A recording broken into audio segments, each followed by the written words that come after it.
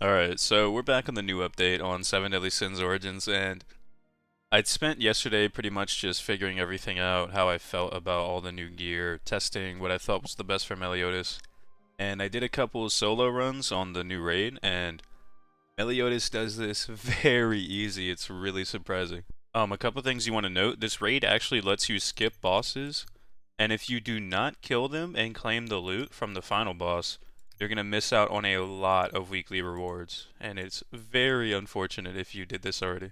So this video is pretty much just going to be like 100% completion solo guide for Meliodas. Daisy's finally back, so you can go ahead and summon for her. I really highly recommend getting her P6 if you can.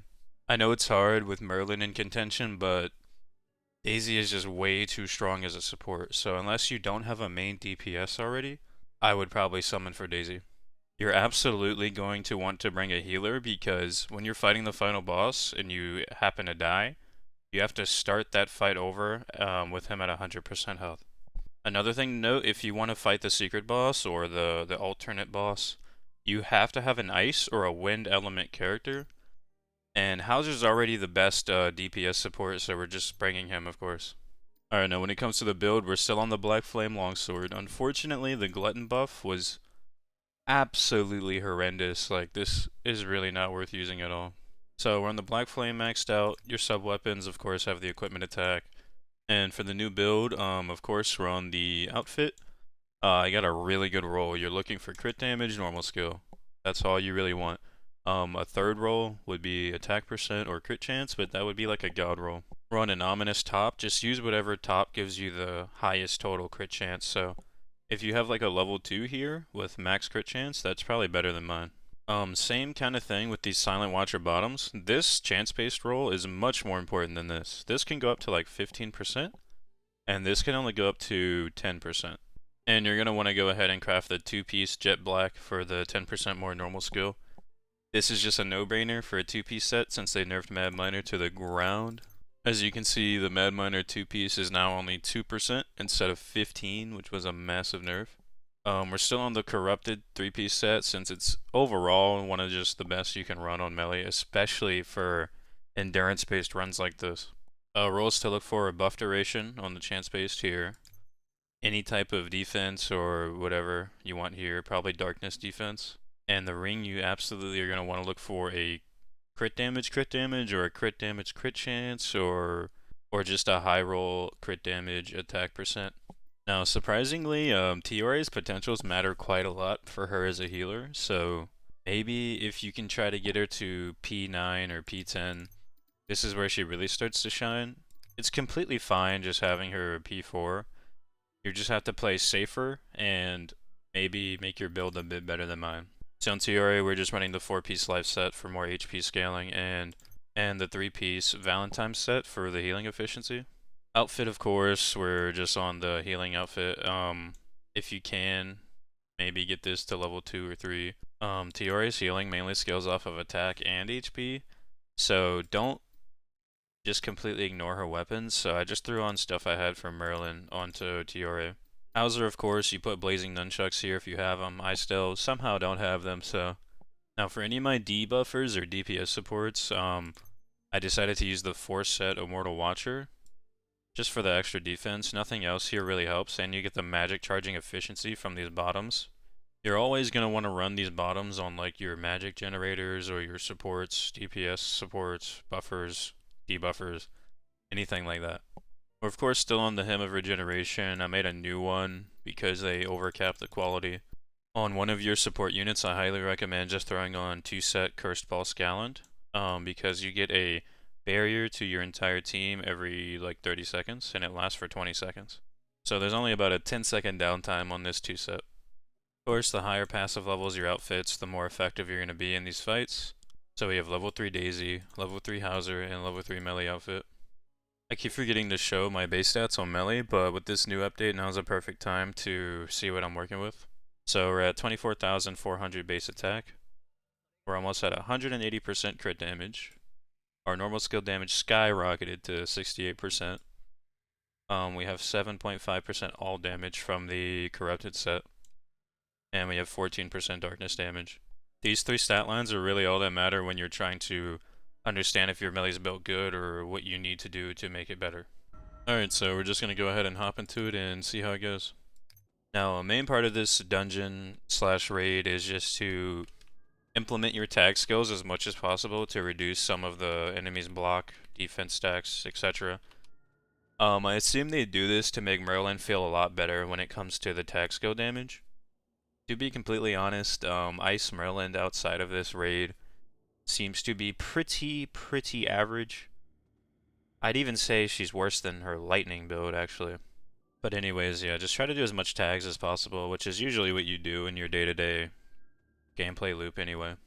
So throughout the dungeon, we're going to be using like common foods and root meat pies to just heal up or buff up to like reapply buffs, etc. So if you have any random food laying around, just eat this every time you reach a new boss or something like that. Yeah, as long as you don't get stuffed, you're ready to go. So I like to just generate some magic here in the spawn.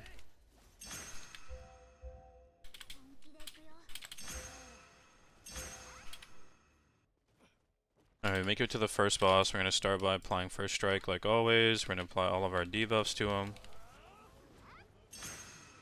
Going to throw a healing aura down and just mainly try to DPS inside of that aura. We're going to do our damage in bursts of 4 with melee. But he's going to stun you out of your attacks a lot. This guy is probably the most annoying dude I've fought in any game in quite a while.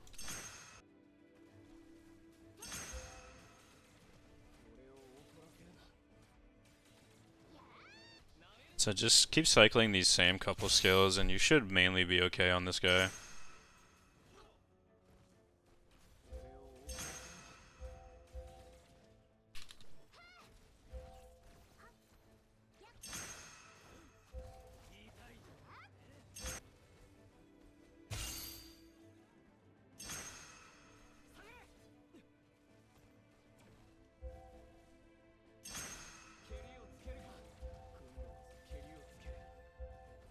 When it comes to our damage, it's actually really good, but this guy is just so annoying to fight.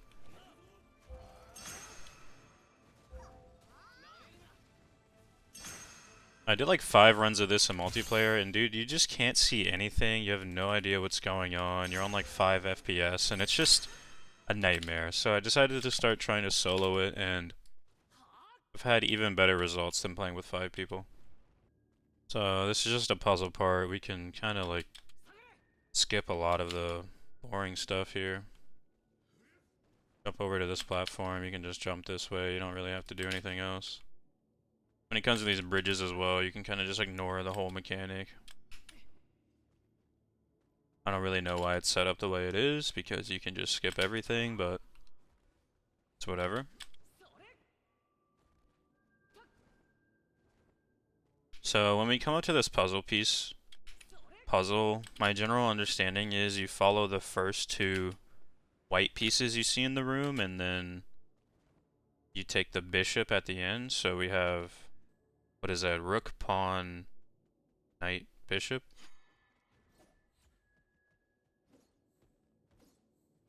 So we take this one, take the pawn,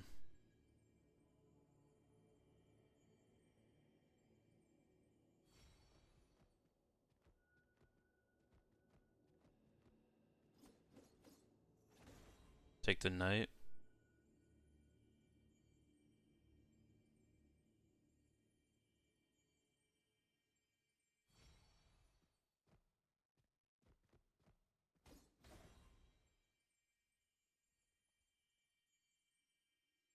So as you can see, if you end up doing it the way that the game shows you, you end up at this door. But we actually don't want to be here. We want to find that secret boss.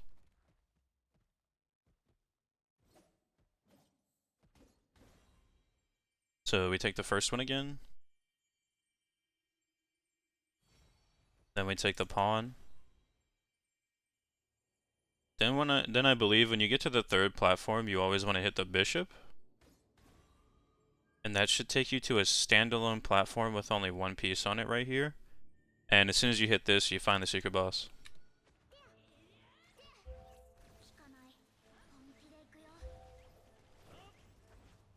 I actually think this boss is very easy because she doesn't really move around much. Takes a lot of damage to melee. Sometimes the combo ults are completely broken on her though. I don't know what that's about. But we're just gonna do 4 bursts of damage here. Typical rotation. Try to get as much damage out as humanly possible while our first strike is active. So we're gonna be moving very quick here.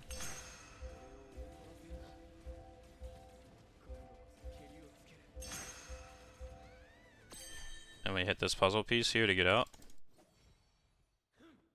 And that's already 2 bosses down. If you have Merlin on, you can actually hit that little thing under here, and you can activate this shortcut right here to completely avoid this next little puzzle room. If you don't do this quick, you're going to start getting aim assisted onto all of these dudes, and it's going to be really annoying, so try to do that as fast as possible. Alright, now this is a point where I just start eating random food in my backpack just to heal. If I ever get out of combat with these random dudes. I'll eat about 3 of those, and then we'll reapply a fruit meat pie. Buff up with Daisy. Make sure we have 5 orbs. Apply first strike on both of them. It's 1, 2. Try to get this Hauser debuff out, and we missed. Great. Gonna do the healing aura. Always gonna want to try to get both of them in the burst at the same time. I think you want to kill the knight first, which is generally more beneficial to you. Get this debuff on him.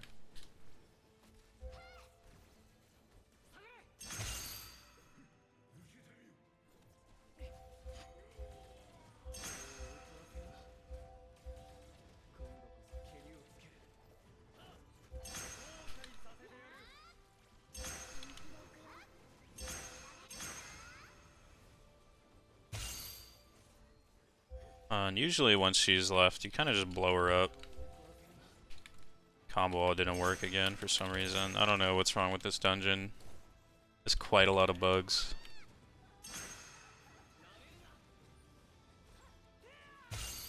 Hopefully the burst applies this time. Yep. And we don't have our skill. Great. As you can see though, we absolutely chunk her health with a Meliodas. Not really doing too good on my skill up times. There's a lot of room for improvement here. But I'm trying to do this on live commentary, so I'm kind of not focused 100%. Either way, it's really not difficult. It's almost sad that it's this easy with Meliodas solo. Yeah, after all that, we're at the final boss with 3 out of 4 of the bosses killed. Maybe get a little max defense stack on Tiore. And buff. Our food duration is okay. Normally you would refresh that if you took a bit longer on that last fight.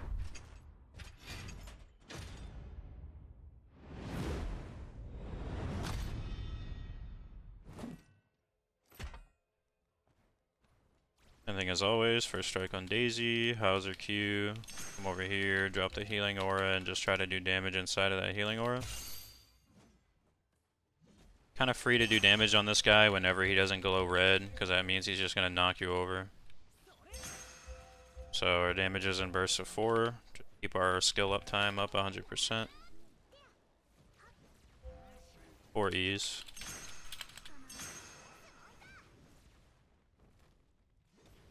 We did get impaled there, that's one of his most dangerous moves, so we're going to try to generate attack skill and get the healing for Tiore going. Stay within that healing pool as much as possible. First missed, great.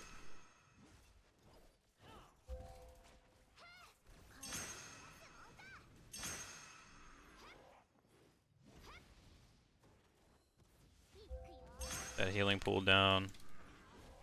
Try to do your ultimate animation in the healing pool. You can actually heal while you're in your iframes. Yeah, we're getting absolutely murdered here. I need to focus.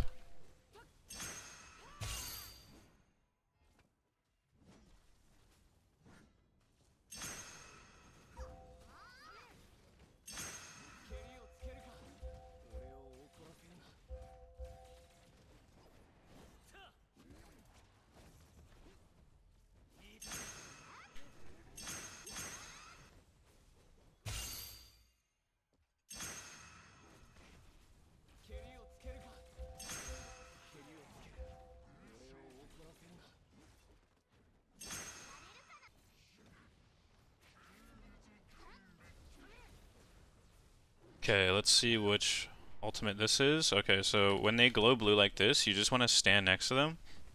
As soon as it's about to explode, you need to dash spam to the next piece to hide behind. Because these things do not play around. As long as you're within that blue circle, you're fine. Once they all explode, he's going to dash at you.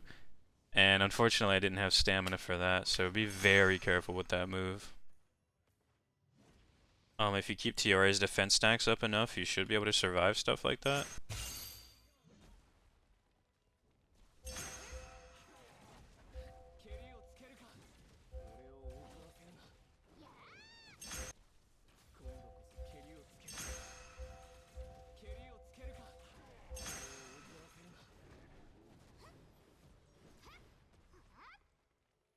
Feel free to abuse your combo ult iframes as much as possible. If you think you're about to get like impaled by an ultimate move, then just go ahead and pop your ult even if you don't have combo.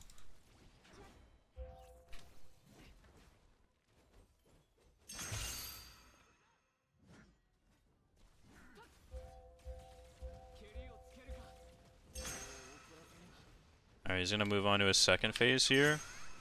This is a phase where Tiare absolutely cheeses these puzzle pieces. I don't know what it is with her, but here, you'll see. So Tiare literally breaks these in like 5 hits. You're also gonna want to dodge that freeze spell he puts on the ground. You can literally just dodge through it. It's nothing to worry about. But the mechanic here is the more you break, the less damage you take from that final hit he does on you. I don't think there's a way to avoid it. So just go around, break all these pieces, as many as you can. The more you break, the less damage you're going to take. So we missed 3 there, which is pretty standard for solo. So this probably just going to hit us. Yeah, that crit us for 150k. Getting crit there is RNG as well, so usually that won't hit you that hard. Be like 60, 70k, but when you get crit, it kind of hurts. So that's also just RNG. Make sure you're full health on that point. But I think he should be dead here. Yeah, there he goes.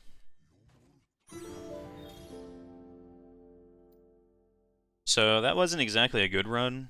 I had a 14 earlier just testing this in my own time when I was focusing 100%, but I mean, we still had 14 minutes left, right? And that's 100% completion. You can go ahead and claim your loot and leave. So look, even if your melee is like P5 or P6, I promise you, you will be able to do that yourself. I had 14 entire minutes left. P9 to P5 does not make a 14-minute difference, I can promise you that. If you loosely followed what I did in the video, and make a very good effort to build your Meliodas properly, like, anyone who's been crutching Meliodas like me has probably been investing most of their resources into him to make him very good. So hopefully getting him near my stats should be somewhat reasonable. I'm gonna make another video later on just Meliodas in general now on this update. Spoiler alert, he got buffed massively. I'm enjoying playing him a lot. Everything is pretty simple. And things are good. I got my rank 1 title on the spider. Happy about that. Yeah, I hope this video helps. I really tried my best to explain these things as much as I am aware of at the moment. When it comes to mechanics and stuff, there's a lot of mechanics on the bosses that I skipped over. On that King and Queen duo fight, there will be a little statue that spawns in the middle of the arena when they're about to ult. And I believe will cancel their ult animation to avoid you getting murdered.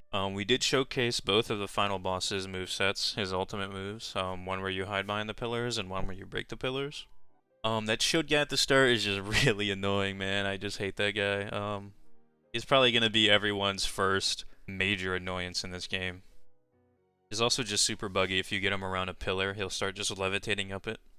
And as for that bishop boss, the secret boss I called it, he kind of just blows up most of the time, and she doesn't really do that much damage, and she doesn't really stun you either, so she's kind of just a free kill compared to the others.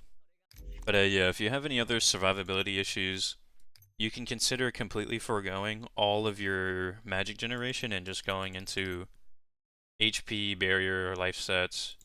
Now, if you want to go full survivability, you can run the 4-set life on everyone, but I prefer to just have the magic charging efficiency for my support units in order to generate orbs a bit quicker. But yeah, that's pretty much all I wanted to showcase. I feel like if I tried really hard, I can probably get this down to like a 12-minute with Melee, which is kind of on par with some of the Merlins that are P10 running it right now, which is very concerning, I'm not gonna lie. But yeah, either way, thanks for watching. Trying to get to 1,000 subs. I hope this video helped. Have a good day.